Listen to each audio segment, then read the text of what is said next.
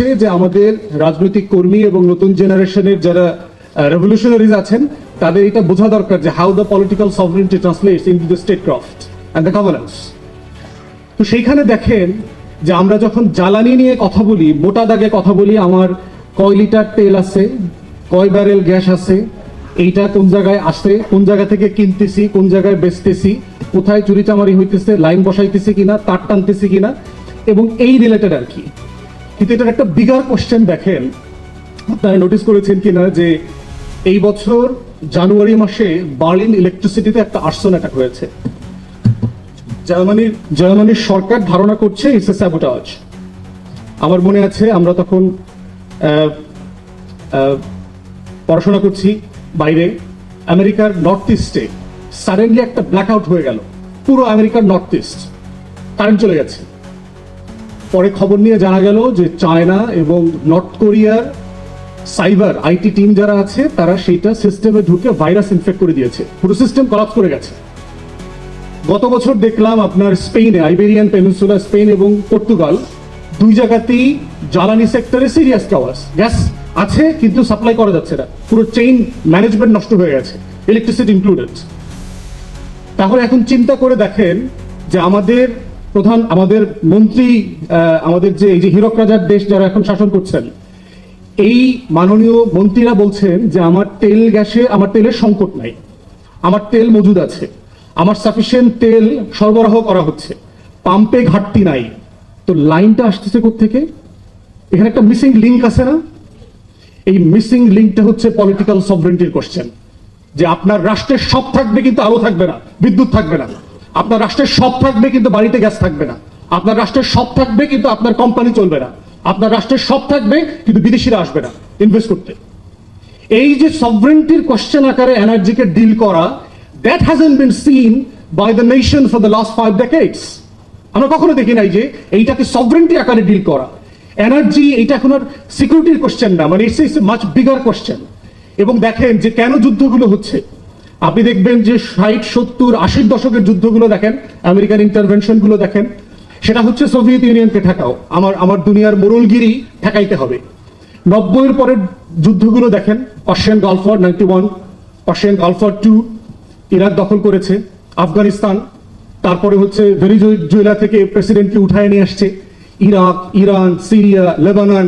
তারপরে প্রত্যেকটা রাষ্ট্র কাঠামো দেখেন, যেখানে তেল আছে সেখানে আল কায়েদা আছে, যেখানে গ্যাস আছে সেখানে ওসামা বিন লাদেন আছে, যেখানে তেল গ্যাস নাই ওইখানে দেখবেন কিচ্ছু নাই, ওখানে আল কায়েদা নাই, আইসিস নাই, বাগদাদি নাই, তারপরে সোমালিয়ান মোরল, কিচ্ছু খুঁজে পাওয়া যায় না ওইখানে। এখন সেই প্রশ্নগুলোর জায়গাতে দেখতে হবে যে এইটা কি একটা weapons of mass destruction deal করবার যুদ্ধ, এটা কি ওসামা বিন লাদেনকে ধরবার যুদ্ধ, এটা কি আইসিস আল কায়েদা ডিল করবার যুদ্ধ, এটা কি তালেবান নামক জঙ্গি ডিল করার যুদ্ধ, না পৃথিবীর অন্যতম সমৃদ্ধ রেয়ার আর্থ ম্যাটেরিয়ালস এর কান্ট্রি হচ্ছে আফগানিস্তান, সেই রিসোর্স কন্ট্রোল করার যুদ্ধ। তাহলে এই যে সিকিউরিটি আকারে, সভরেন্টি আকারে রাষ্ট্রকে পড়া, রাষ্ট্রকে দেখা, সেই জায়গাতে this Republic had failed us since it's Inception.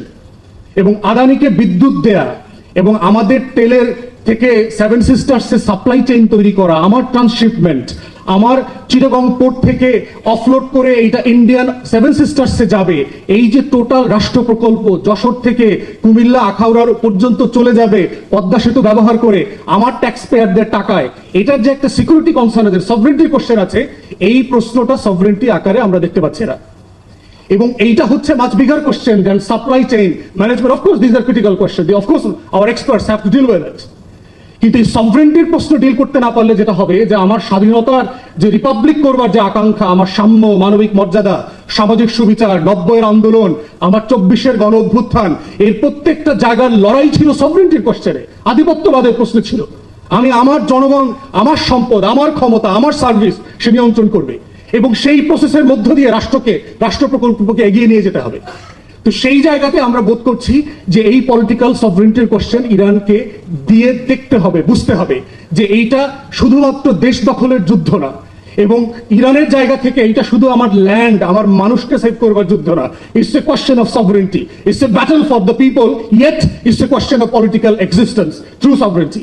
তো সেই সভরেন্টির প্রশ্নেই দেখেন যে আজকে প্রত্যেকটা আমেরিকান পলিসির ঘাটে দেখেন ট্রাম্প গত 2 মাসে 3 মাসে যা যা বলেছে, প্রত্যেকটা জায়গায় দেখবেন যে সে ইরানের সভরেন্টিকে অ্যাটাক করতেছে। গতকালকে ব্রিফিং দেখলাম ট্রাম্পের, Iranian leadership has been disjointed, যে ইরানের নেতৃত্ব ভেঙে পড়েছে। They are 3-4 groups coming with different propositions. সে বলছে যে ইরানের নেতৃত্ব 3-4টা গ্রুপ মিলে 3-4টা প্রস্তাব ইসলামাবাদে পাঠায়। সে বলছে যে Iranian military had been demolish, disappeared, decimated, কিচ্ছু নাই। তাহলে দেখেন, ট্রাম্পের প্রশ্ন কি যুদ্ধকে নেগোসিয়েশনে আনা, না ইরানের সভরেন্টির প্রত্যেকটা পিলারে আঘাত করার প্রশ্ন? এখন আপনি 17 বছর ধরে ভারতের সাথে হাসিনা যেটা করেছে, ওয়াজ ইট এ মেয়ার ট্রিটি? আদানির সাথে যখন আমরা আদানির চুক্তি বলি, is it only for the 1500 megawatt electricity, or is it a question of sovereignty? আমার প্রশ্ন কোথায়? প্রশ্ন হচ্ছে এটা শুধুমাত্র আমার 1500 মেগাওয়াট বিদ্যুৎ লাগবে, তা না হলে আবার নেশনস উড বি ইন টক। এইটা তো ক্রিটিক্যাল কোয়েশ্চেন না। কোয়েশ্চেন হচ্ছে আমার সভরেন্টি কম্প্রোমাইজ করা হয়েছে।